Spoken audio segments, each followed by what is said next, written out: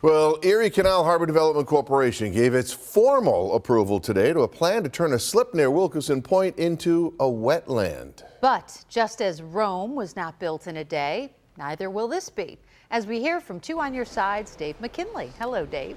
Hi, Mary Alice, and that is because the timetable for this project from start to finish will actually involve most of a decade before it's entirely completed.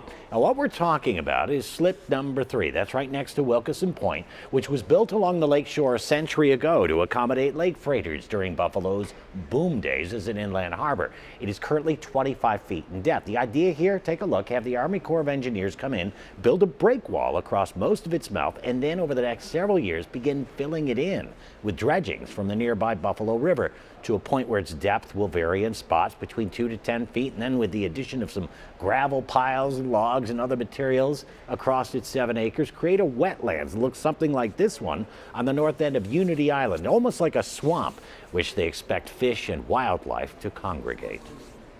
Do you got the money in hand, or is this a part of a wish list? No, this money is in hand. This is part of our first phase. We have a $45 million phase 1 that we're implementing over about a 5-year period. Everything from the Terminal B project to the slip here, to work at Bell Slip, and eventually some upgrades here at Wilkeson Pointe. The Terminal B plan, as he mentioned, is the one that involves tearing down this old warehouse and constructing an amphitheater. That is something that has rankled some, especially environmentalists.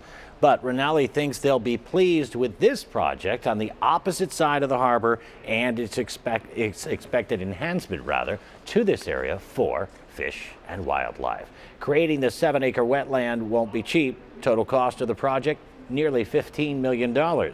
In the newsroom, Dave McKinley, Channel 2 News.